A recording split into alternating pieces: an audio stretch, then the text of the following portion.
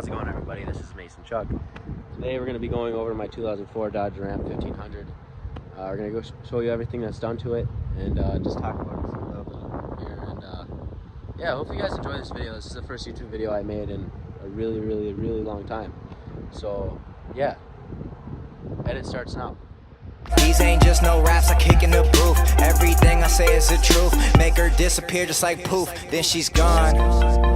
Addicted, don't know what the fuck I'm on. I can't stop it when I feel it coming on. When we chill, it starts with smoking something strong. Take her down and then she'll be the surface that I'm coming on. Jacket thriller, they're showing at the Miller. Man, I'm a lady killer. If I want her, I'm a stealer. I promise I can make her fly away like caterpillars. So if you don't know by now, then you should probably get familiar. So if you don't know by now, then you should probably get familiar. So if you don't know by now, then you should probably get familiar. You're not built like that, homie, don't get killed like that. Always browsing 20,000, I'm trying to be built like that. Sick as fuck, I'm ill like that. Roll up, then I will like that. I just keep it real like that. I'm taking chicks, I still like that. When I get that look in my eye, can't stop me, don't even try. Alright, so hope you guys enjoyed that a little bit, but we're gonna go over this super quick. I don't want this video to be super long. Everybody asks me, I have TikTok, and everybody's like, where'd you get these parts or whatever. Like, the mirrors are a common question, so we're gonna start with those. So these are some newer mirrors. I painted this whole truck myself, so yeah, it's got mess ups, and I did some bad body work because I was rushing. This is actually my second time painting. First time I painted it, I did a really good job on the body work, but a really bad time on the paint. So I mean, the body work came out worse this time, but the paint came out better this time. So I'm just living with it for now. I don't see a point in repainting it this summer. I'd rather have it for all summer, repaint it again in the winter or something, or a time where I don't plan to use it again for a little bit of a while.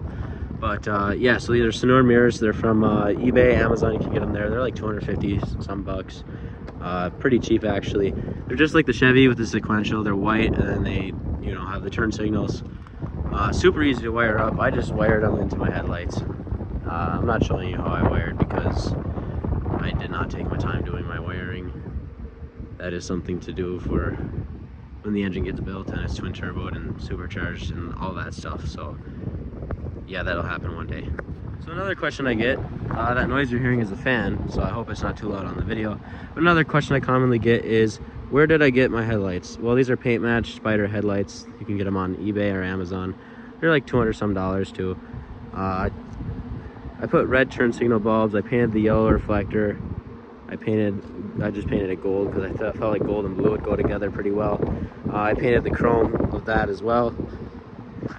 And yeah, so those are actually super easy to paint match. You watch a few videos of it. It's super easy to take them apart, super easy to paint match. 10 out of 10 would recommend paint matching. Paint match just looks super good on a lot of vehicles, and a lot of vehicles it kind of looks cheap and chintzy, but on this one I feel like the paint match suits it pretty well. Now for wheels and tires, I have 305 35s on 24x14s. So if you break down those numbers, you get pretty much a 32.1 inch tire by 12.01. So obviously they're on a 14, so they are stretched, and everyone thinks they're not on there the right way, but that's exactly how they're supposed to be. Is it a little sketchy? Yeah, but you do burnouts and stuff all the time on these, and it works out just fine.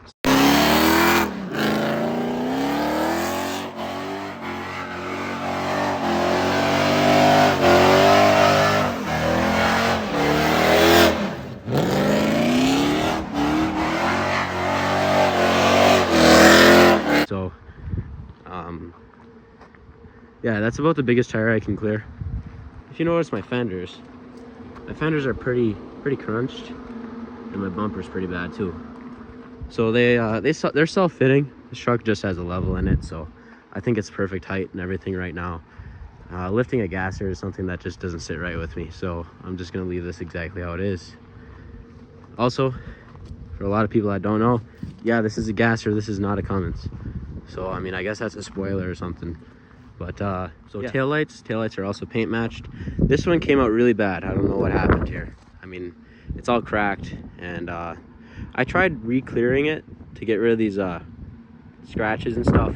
That didn't really work, and it was a rattle can clear, so it reacted with my taillight lens clear and the outside of the paint, and it just looks terrible. If you look at this one, it's a lot better. The edges are not that great though, painter's line, but this taillight is a lot better. But again, you know, scratch to shit. So another thing is exhaust tips. What kind of exhaust do I have on here? So this truck has long tube headers, an X pipe, and it's true dual. If you want to count an X pipe making it not true dual, then it's technically not true dual, but it's a true dual with an X pipe. And it's also equal length, so it's kind of like a Corvette, and it exits just like a Corvette as well.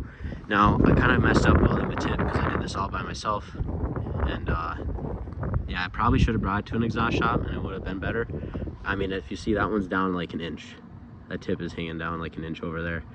Other than that though, it's pretty straight on the truck, so it isn't too bad, but it sounds good. It has a few exhaust leaks, again, because I did everything myself.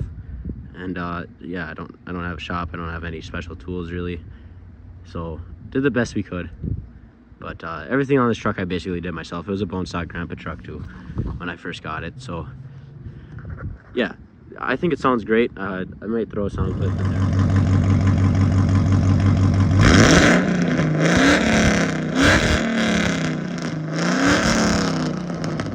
And yeah, I still have a hitch. It's kind of why the license plate's all messed up like that. So another question I get is track bars. Where are my track bars from? And whatever, right? Now these track bars are on eBay. They're about $200. So super cheap. They look decent. They have held up for me pretty well for the abuse I put it through doing burnouts and such.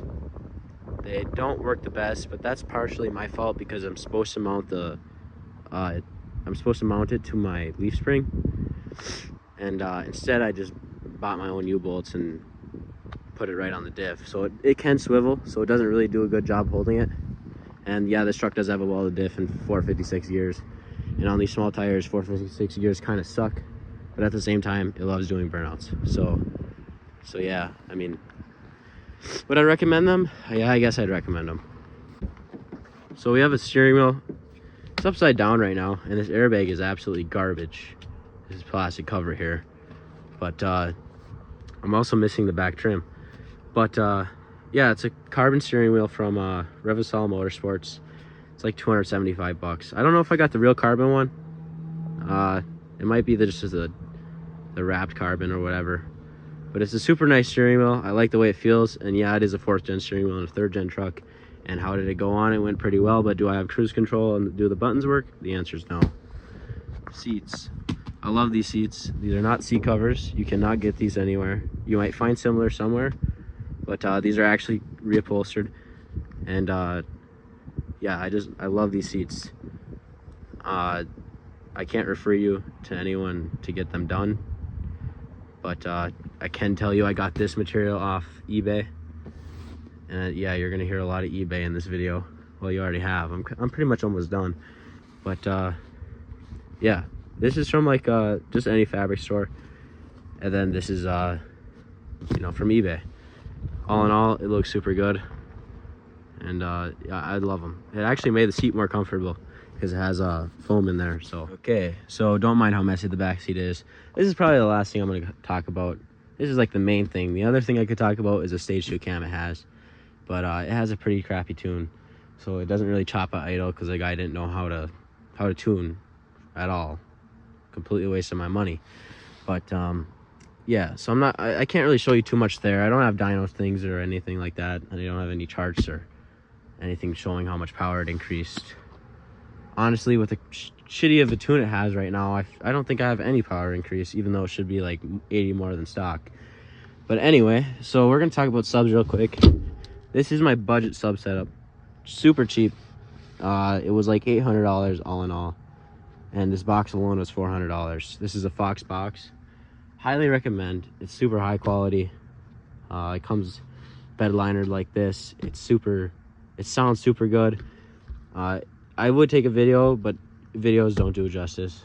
You'd have to really hear it in person to understand. It is ported in 2 ports over there.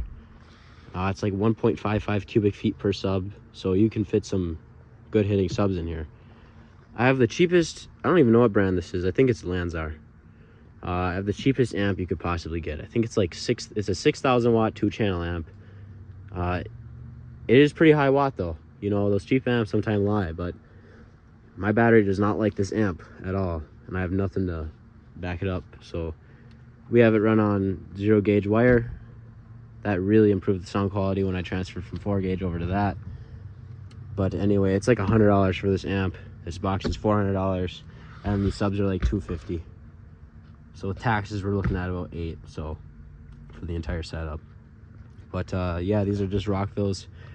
They're 4,000 watt max power and then 1,000 watt RMS power subs, and they absolutely hit. For the money, I definitely recommend them. So yeah, hope you guys enjoyed this video. It's kind of lame, kind of short. I hope it's short. You know, I record videos like this, then I realized I talked for like 20 minutes, even though it felt like 3. But yeah. Oh, also for lighting, I have my own lighting brand now. I sell valence lights, rock lights, wheel lights. Wheel lights and valence lights I all make myself. Our rock lights aren't super overpriced like other people's, because those we actually don't make ourselves. A lot of brands try and push it like they make them themselves. They don't. Every lighting brand out there buys rock lights from a supplier or such, and all they really do is they can get them to you quicker. They can offer you a warranty. It's super easy to order from a business compared to ordering from a supplier. So it's less back and forth talking. Like, you don't have to talk at all. You go to the business owner's website, you purchase it. Yeah, so then they just mark them up and charge you a little extra. That's kind of why I don't really charge crazy amount of prices for them, because we don't actually make them ourselves. Whereas the valence kits, we actually sell the valence lights cheaper than anybody else on the market. They're about 80 bucks for a set. You can get them in 10, 13, or 15 piece sets. And yeah, we're gonna start adding options to those pretty soon here. Working on some things. Wheel lights, I have 8 rows. It's not dark enough to turn them on. Maybe I'll throw a few clips in this video. But anyways, yeah, I hope you guys enjoyed it. You guys take it easy. Might start getting into posting more content on here instead of just posting TikToks all the time, since evidently TikTok's gonna go away. We'll see about that. All right, have a good one, guys.